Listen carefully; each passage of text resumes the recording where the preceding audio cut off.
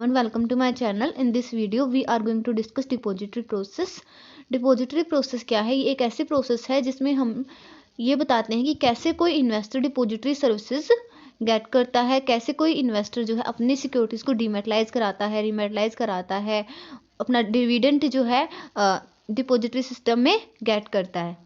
तो depository process जो है हमारे उसके 5 स्टेप्स होते हैं। पहला स्टेप होता है account opening, then dematerialisation, rematerialisation, distribution of dividend, closing the account. तो पहला स्टेप है हमारा वो है ओपनिंग एन अकाउंट। मीन्स जब भी हमें कोई भी डिपॉजिटरी की सर्विसेज लेनी होती हैं किसी इन्वेस्टर को, तो हमें एक अकाउंट ओपन कराना होता है। उस अकाउंट को हम लोग बोलते हैं डीमेट अकाउंट। कोई भी इन्वेस्टर अगर अपनी सिक्योरिटीज़ को डीमेटलाइज कराना चाहता है तो उसे एक डिपॉजिटरी पार्टिसिपेंट के पास जाना होता है। वो उसके साथ एग्रीमेंट करता है। डिपॉजिटरी पार्टिसिपेंट उसे एक अकाउंट नंबर देता है और एक क्लाइंट आईडी नंबर देता है। इस प्रोसेस के लिए डीमेट अकाउंट को ऑपरेट कराने के लिए हमारा पैन कार्ड होना जरूरी होता है, मैंडेटरी होता है। डीमेटलाइजेशन का मतलब क्या होता है कि जब हमारे जो फिजिकल सिक्योरिटीज़ हैं हम उनको इलेक्ट्रॉनिक फॉर्म में कन्वर्ट करा दें। डीमेटलाइजेशन कराने के लिए जो इन्वेस्टर है वो डीपी को, डिपॉजिटरी पार्टिसिपेंट को, एक एप्लीकेशन फाइल करता है कि वो उसकी जो सिक्योरिटीज़ हैं उनको डीमेटलाइज करा दें।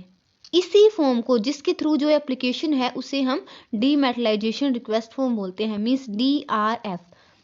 जो डीपी है DRF को डिपॉजिटरी, CDSL या फिर NSDL के पास रजिस्टर कराता है और इसी DRF को इश्यूअर, रजिस्ट्रार और ट्रांसफ़र एजेंट को, जो भी हमारे जो इन्वेस्टर है उसकी जितनी भी होल्डिंग है उनकी सिक्योरिटी सर्टिफिकेट के साथ 7 दिन के अंदर आगे ट्रांसफ़र कर देता है।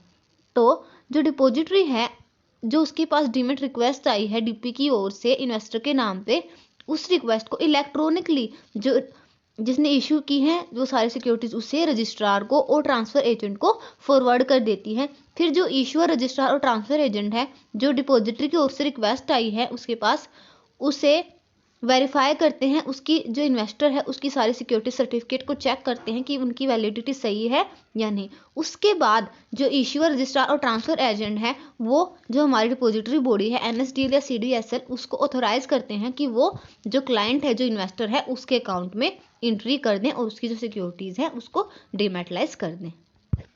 उसके बाद आता है हमारा रीमेटलाइजेशन में हम लोग जो हमारे इलेक्ट्रॉनिक फॉर्म में जो सिक्योरिटीज़ हैं उनको फिजिकल फॉर्म में कन्वर्ट कराते हैं। इसके लिए भी हमारा जो इन्वेस्टर है उसको डीपी के पास एक एप्लीकेशन लगानी होती है। उस एप्लीकेशन को हम लोग बोलते हैं RRF, रीमेटलाइजेशन रिक्वेस्ट फॉर्म।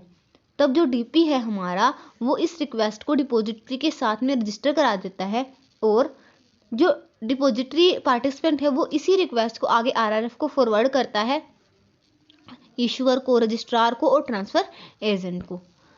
उसके बाद जो हमारी डिपॉजिटरी है, जो रिक्वेस्ट जो उसे मिली है डीपी की ओर से इन्वेस्टर के बिहाफ पे, उसे रजिस्ट्रार, इशूअर इनको ट्रांसफ़र कर देती हैं और जो हमारा रजिस्ट्रार है, जो रिक्वेस्ट उसे डीपी की ओर से मिली है, उसकी जो सिक्योरिटीज़ हैं डीपी के साथ में चेक करता है कि क्या ये ऐसे सिक्योरिटीज़ सही में इलेक्ट्रॉनिकली अवेलेबल हैं।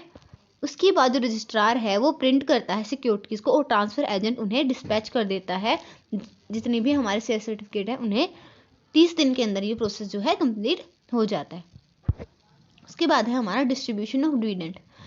कोई भी कंपनी जो है उसका जो रजिस्ट्रार है, उसका जो ट्रांसफ़र एजेंट है, वो डिपॉजिटरी को इन्फॉर्म करते हैं जब भी जो उसका क्लाइंट है उसकी सिक्योरिटी जो है मैच्योर हो रही है, रिडीम हो रही है और उन्हें कॉल मनी मंगाना है, फिर बुक क्लोज कर रहे हैं।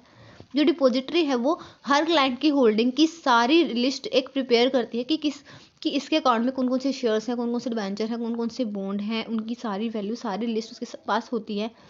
उसके इसी लिस्ट के अकॉर्डिंग जो कंपनी है वो डिस्ट्रीब्यूट करती है अपने क्लाइंट्स को डिविडेंड, इंटरेस्ट और जो भी मॉनेटरी बेनिफिट्स उन्हें देने हैं इन्वेस्टर को डायरेक्टली डिपॉजिटरी के थ्रू ये सारा काम हो जाता है। स्टेप 6 क्या है? Closing an account, means account close कराना।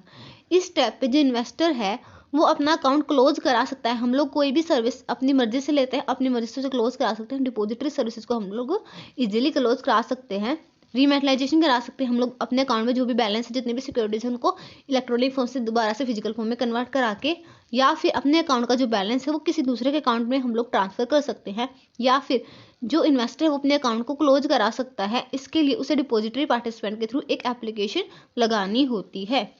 Thank you all. Thank you for watching my video. If you like the video, don't forget to like, subscribe and comment on my channel.